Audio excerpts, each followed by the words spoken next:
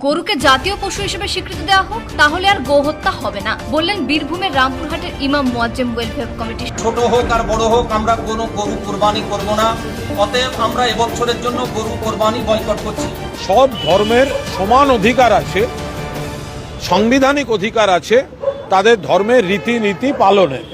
আসসালামু আলাইকুম ভিউয়ার্স, দেশ ও দেশের বাহির থেকে যারা আমার ভিডিওটি প্লে করেছেন জানাচ্ছি আন্তরিক শুভেচ্ছা ও অভিনন্দন। আশা করি সবাই ভালো আছেন, সুস্থ আছেন, আলহামদুলিল্লাহ। তো ভিউয়ার্স, ভারতের সর্বোচ্চ আদালত থেকে বিজেপির নীতি অনুযায়ী মুসলিমদের কুরবানি ও প্রকাশ্য গোহত্যা ঈদের নামাজ আদায় করা নিষিদ্ধ করার পর এবার নতুন করে এক উত্তপ্ততা ছড়িয়ে পড়েছে ভারতবর্ষের হিন্দু গরু ব্যবসায়ীদের ভেতরে। দর্শক, এই মুহূর্তে যারা কোটি কোটি টাকা খরচ করে এই কুরবানি উদ্দেশ্যে ফার্মিং করেছিলেন গরুগুলো, তারা যেন এখন পথে বসে গেছে। ঠিক এমন মুহূর্তে ভারতের সকল ইমামেরা ঐক্যবদ্ধ হয়ে নতুন করে গরু কেনা বয়কট করেছেন। তারা এরপর থেকেই ব্যাপক আলোচনার জন্ম নিয়েছে। পশ্চিমবঙ্গে হিন্দুদের বিক্ষোভের কারণেই নতুন করে এবার মুসলিমদের সাথে বৈঠকে বসতে যাচ্ছেন শুভেন্দু অধিকারী। তাহলে কি কুরবানির নিষেধাজ্ঞা প্রত্যাহার করে নিচ্ছে ভারতীয় আদালত? বিস্তারিত থাকছে আজকের এই রিপোর্টে। সো ভিডিওতে যাওয়ার আগে ছোট রিকোয়েস্ট করবো, যারা চ্যানেলটি সাবস্ক্রাইব করেননি সকল আপডেট সবার আগে জানতে অবশ্যই চ্যানেলটি সাবস্ক্রাইব করে পাশে রাখবেন। দর্শক আসুন স্ক্রিনে। ছোট হোক আর বড় হোক, আমরা কোনো গরু কোরবানি করব না। অতএব আমরা এবছরের জন্য গরু কোরবানি বয়কট করছি। সরকারের যে আইন, সেই আইনের মান্যতা দিয়ে আমরা সবাই ঘোষণা করছি আমরা গরু কোরবানি করব না। আমরাও একই দাবি তুলছি, গো হত্যা বন্ধ চাই, গো হত্যা বন্ধ করো এবং দেশের সম্পদ গরুকে নষ্ট করে জবাহ করে কোনোভাবেই যেন বিদেশে সেটা পাঠানো না হয়। গোমাতা তো মা, 14 বছর পরে মাকে কাটা হবে, গরুকে কাটা হবে, মাকেও কাটা হবে। 14 বছর পরে মা নয়, তার আগে মা। তাহলে মা গরু কেটে 14 বছর বাদে 14 বছরের জন্য বাচ্চা জন্ম দেবো। নিজেদের ফাঁদে নিজেরাই পড়েছে ভারতের কট্টর হিন্দুত্ববাদীরা। সেখানকার মুসলিমরা মুখ ফিরিয়ে নেয় কোরবানির গরু বিক্রি করতে না পেরে রীতিমতো পথে বসেছে হিন্দু খামারিরা। এই গরুগুলো 3 দিন খাওয়া দিতে পারছি না। এই মুহূর্তে গরুগুলো মরবে এবং আমরা মরবো, আমাদের পরিবার মরবে। না করতে বলে মুসলমানরা জব্দ হয়ে যাবে। আপনার কি মনে হয়? জব্দ আমরাই হচ্ছি। ইতোমধ্যে দেনার দায় মাথায় নিয়ে জীবন শেষ করে দিয়েছে কোনো কোনো গরু ব্যবসায়ী। গরু কিনতে হবে, গরু মদ খেয়ে কিনতে হবে। মূলত পশ্চিমবঙ্গের কট্টর ধর্মীয় নীতি ও নতুন আইনি জটিলতা তৈরি করেছে এই সংকট।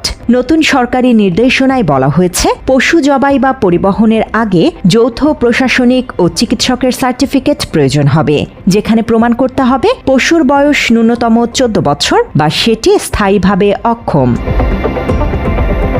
পশুর কোনো প্রাতিষ্ঠানিক জন্ম নিবন্ধন না থাকায় বয়স নির্ধারণের এই অযৌক্তিক শর্ত এবং কট্টর হিন্দুত্ববাদের কারণে পশ্চিমবঙ্গের মুর্শিদাবাদের ডোমকল সহ বিভিন্ন সীমান্ত হাট এখন সম্পূর্ণ ক্রেতাশূন্য। কর্পোরেট কসাইখানাগুলো বড় পুঁজির জোরে কিছুটা সুবিধা পেলেও আইনি হয়রানির ভয়ে সাধারণ মুসলিম ক্রেতা এবং ঋণগ্রস্ত হিন্দু গো খামারিরা পড়েছেন চরম লোকসানে। ঝমাস করে একটা আইন বার করলে তো হবে না, তাহলে এসব মানুষ তো না খেয়ে মরবে। এগুলোর ব্যবস্থা তো করতে হবে। সিদ্ধান্ত আর কি করবো, এখন আমার তো মরা ছাড়া লাইন নেই। আমার বাল বাচ্চা আছে, সারা বা কোথায় যাবে? রাজনৈতিক বিশ্লেষকদের মতে মুসলিমদের নিধন করতেই গরু কোরবানিতে নানা বিধিনিষেধ দিয়েছে বিজেপি সরকার। এই অবস্থায় গরু কোরবানি দিলে নির্যাতনের শিকার হওয়ার ভয়ে গরু কেনাই বয়কট করেছে পশ্চিমবঙ্গের মুসলিমরা। অনেকটাই গরু কোরবানির বিপক্ষে অবস্থান নিয়েছে তারা। তোমরা বেঁচে চলে যাবে, 8 ঘন্টা পরে পুলিশ এসে আমাদের ধরবে, যে কিনবে। টোটাল বন্ধ, টোটাল বন্ধ।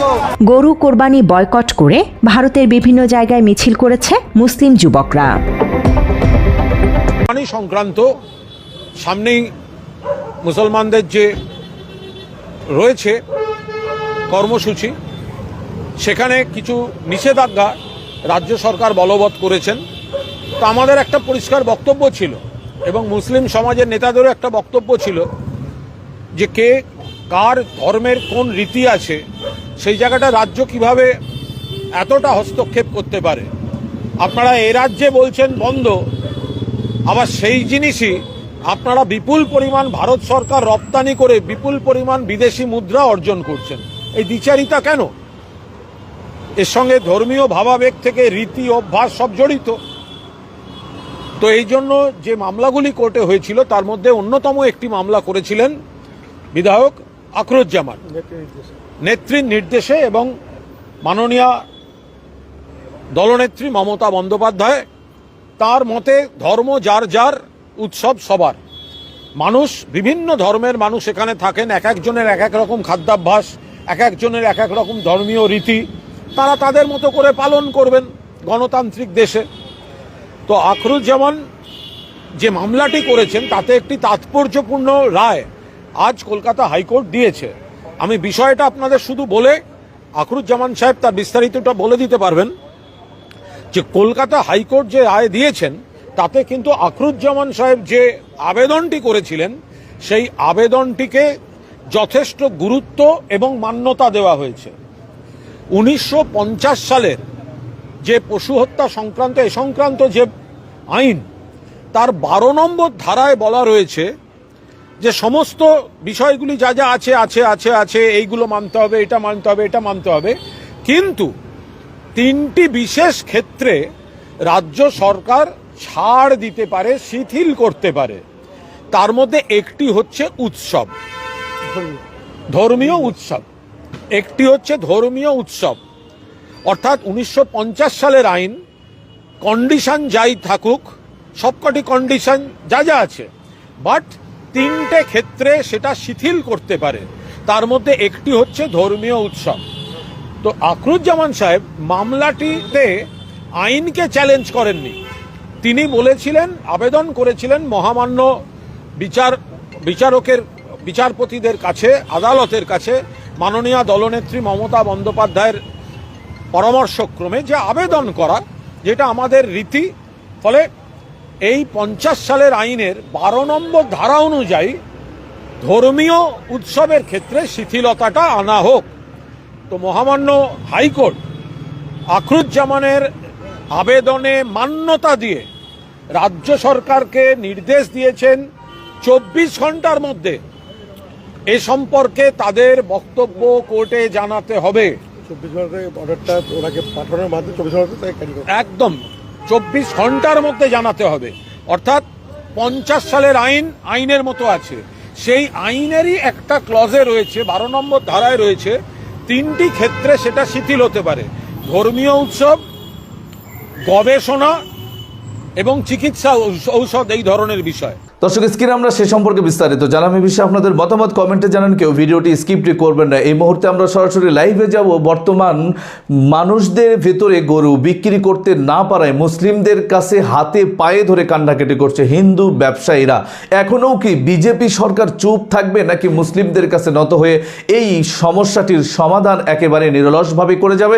আরও বিস্তারিত জানবো আমরা স্টাফ রিপোর্টে। গরুকে জাতীয় পশু হিসেবে স্বীকৃতি দেওয়া হোক, তাহলে আর গোহত্যা হবে না, বললেন বীরভূমের রামপুরহাটের ইমাম মুয়াজ্জেম ওয়েলফেয়ার কমিটির সদস্যরা। রামপুরহাটের এক জামে মসজিদে বৈঠক করেন মহকুমার ইমাম মুয়াজ্জেমরা। সেখানে ইমাম শফিকুল ইসলাম বলেন, গরুকে জাতীয় পশু ঘোষণা করুক কেন্দ্রীয় সরকার, নিদেন পক্ষে রাজ্য সরকার রাজ্য পশু হিসেবে স্বীকৃতি দিক, তাহলে আর কোনো গোহত্যা হবে না। সরকার বাহাদুরের কাছে আমাদের একটা অনুরোধ, যে গরুকে জাতীয় পশু ঘোষণা করা হোক, তাহলে কেউ সে গরুকে জবাই করা, হালাল করা, বলি দেওয়া, হত্যা করা করতে পারবে না। আর রাজ্য সরকারের কাছে বিশেষ করে অনুরোধ, যদি আমাদের কেন্দ্র সরকারের বিষয় হচ্ছে জাতীয় পশু ঘোষণা করা, কিন্তু যদি সেটা সেন্ট্রাল গভর্নমেন্ট যদি দেরি করে, রাজ্য সরকারের কাছে মাননীয় আমাদের যিনি মুখ্যমন্ত্রী রয়েছেন শুভেন্দু অধিকারী, তেনার কাছে আমাদের অনুরোধ যে উনি, অর্থাৎ কেন্দ্র সরকার যেহেতু জাতীয় পশু ঘোষণা করতে দেরি করতে পারেন, তো আপনি কমসে কম আমাদের রাজ্যে রাজ্য পশু ঘোষণা করুন, তাহলে কেউ কিন্তু এই গরু বা মোষকে নিয়ে কেউ হত্যা করা করে এগুলো করতে পারবে না। এটা আমাদের অনুরোধ আপনার কাছে।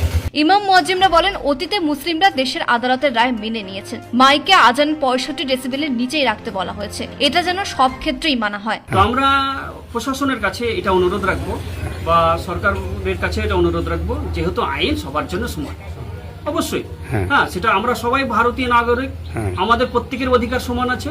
অতএব আমরা মাইকে আজান দেওয়া বা জলসা জুলুস মিলাদ মাহফিল যে কোনো অনুষ্ঠান, ধর্মীয় অনুষ্ঠান করাতে যদি অসুবিধা থাকে, আমরা এটা তো আমরা 24 ঘন্টা করি না, আমরা 2 মিনিট 3 মিনিটের সময় থাকে এটা, তো আমরা তো সেই মাপেই আমরা করব বলেছি, যেহেতু সরকারের আইন আমাদেরকে মাথা পেতে নিতে হবে। এটা আমরা ওনাদের কাছে অনুরোধ রাখবো যে আমরা যেরকম মানব সেরকম আরো অন্য যারা আছেন, হ্যাঁ, আমাদের মুসলিম ছাড়া হিন্দু, জৈন, খ্রিস্টান যে সব ভাইরা আছেন বা অন্যান্য ধর্মাবলম্বী যারা আছেন, তিনারা যে প্রোগ্রামগুলো করবেন তো তেনাদের মধ্যেও যেন সেই বাধাটা না দিয়ে তেনাদেরকেও সে যেন আমাদেরকে বুঝিয়ে বলেছেন সেরকম তাদেরকেও যেন নিয়ে তাদেরকে সেইভাবে আইনটা যেন মানতে বাধ্য করা হয়। রাজ্য সরকার গতকাল জানিয়েছিল ধর্মের ভিত্তিতে দর্শক স্ক্রিনে আমরা সে সম্পর্কে বিস্তারিত জানাম। সো ভিডিও এই পর্যন্ত, ভালো লাগলে লাইক এন্ড কমেন্ট করবেন। দেশের সকল আপডেট সবার আগে জানতে অবশ্যই চ্যানেলটি সাবস্ক্রাইব করে পাশে রাখবেন। দেখা হবে পরবর্তী ভিডিওতে ইনশাআল্লাহ। আসসালামু আলাইকুম ওয়া রাহমাতুল্লাহ।